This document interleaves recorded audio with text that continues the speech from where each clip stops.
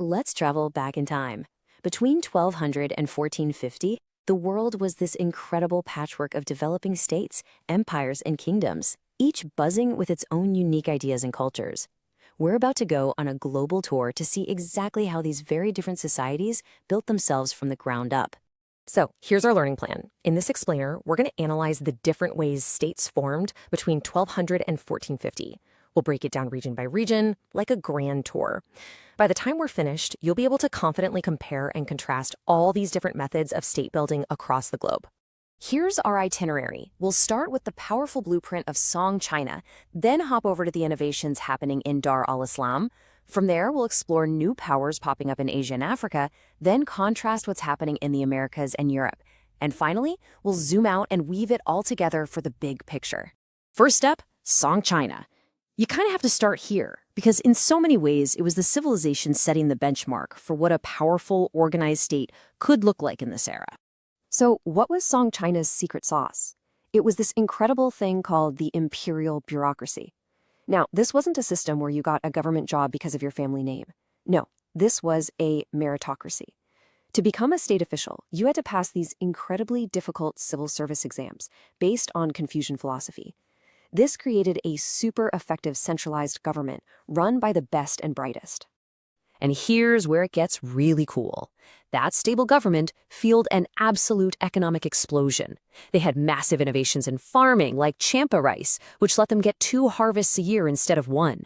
All that extra food meant bigger cities, a booming iron and steel industry, and a true commercial revolution, all connected by the massive Grand Canal and fueled by the world's very first paper money. Okay, now let's pivot. We're leaving the super centralized power of China and heading to the Middle East, to Dar al-Islam, a world that was experiencing 2 things at once: political fragmentation and amazing intellectual innovation. So at the same time Song China was consolidating power, the huge Abbasid Caliphate was actually breaking apart politically. But, and this is a huge but, this was not the end of Islamic power. Not at all. Instead, a whole bunch of new dynamic Islamic states rose up to take its place. And a lot of these new kids on the block, like the Seljuks, were Turkic peoples who had migrated into the region and adopted Islam. And one of the most fascinating examples of this is the Mamluk Sultanate in Egypt. The Mamluks had a wild origin story.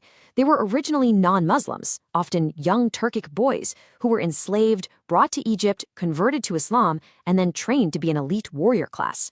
They became so powerful, they eventually just took over, creating one of the most stable and powerful states in the Islamic world for centuries. Now here's a crucial point. Even though the political map was fractured, Dar al-Islam was a buzzing center of learning. You had the House of Wisdom in Baghdad preserving ancient Greek texts, and scholars were making huge leaps in math and medicine. A lot of this knowledge actually made its way into Europe through places like Spain. And Islam itself kept spreading. Not so much by the sword anymore, but through merchants on trade routes and charismatic Sufi missionaries. Okay, let's keep expanding our tour. Now we're heading to South and Southeast Asia and down into Africa, where we're going to find even more diverse ways to build a state. In South and Southeast Asia, you really can't talk about the state without talking about religion. It was the absolute bedrock. You had powerful Hindu states like the Vijayanagara Empire and incredible Buddhist states like the Khmer Empire. They used their shared beliefs to unify people, justify their rule, and create amazing culture. And at the same time, you see this awesome cultural blending, like the Bhakti movement in Hinduism and Sufism in Islam, which both focused on a more personal connection to the divine. Meanwhile, down in Africa, powerful states were rising up, often built on controlling key trade routes. And way before the famous Great Zimbabwe came to dominate, you had the kingdom of Mapungubwe. They got rich and powerful by controlling the trade in gold and ivory across the Indian Ocean. These were sophisticated, wealthy states deeply plugged into the world economy. Okay, time for a quick self-assessment. I want you to pause for a second and really think about this. How was state building in Africa, which was so reliant on long-distance trade, different from state building in South Asia, which was often more based on religion and land-based agriculture? Go ahead and pause and think about where their power and wealth really came from. All right, let's jump across the oceans now to the Americas and Europe. These places were developing largely in isolation from Afro-Eurasia, but it's really interesting to see how they compared to each other. And what we see are 2 totally different paths.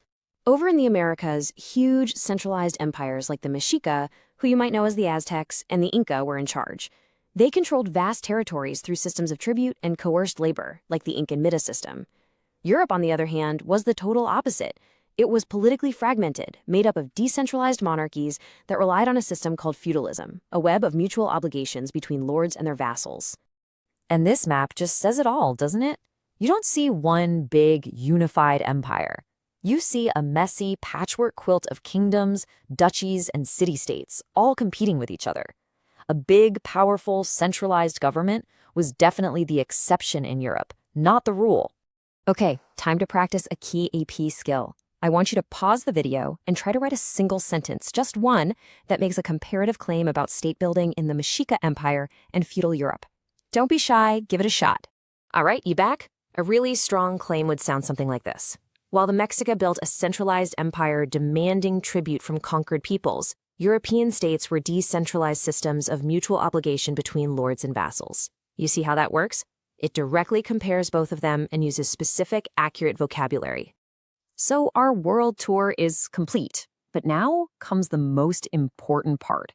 We've got to bring all these different stories together and synthesize what we've learned about how states were built all over the world during this time. This table is our ultimate cheat sheet. Let's break it down. Look at the governance column. You see the huge contrast between China's slick bureaucracy and Europe's messy feudalism. Now look at legitimacy. See that common thread? Religion, religion, religion. It's everywhere, just in different flavors. But then, look at the labor systems. Wow, talk about diversity.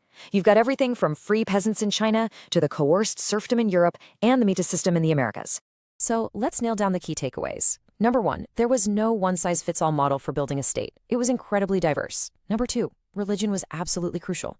It was the software that ran these societies. Number 3, how you built your economy mattered, and it varied a ton. And finally, remember that Song China stands out as that powerful benchmark of a highly advanced, centralized state. Okay, one last moment for self-assessment. As you look back over our tour, which region still feels a little fuzzy, a little unclear? That's your cue for where to review.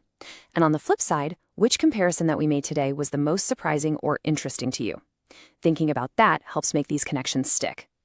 So we end in 1450 with this global tapestry of states, each governing in their own unique way. But that leaves us with a huge question, doesn't it? What on earth, what kind of technological, economic, or cultural change could possibly be big enough to smash these separate worlds together and bring them into direct, permanent contact? And that, well, that's the question that's going to launch us right into the next unit.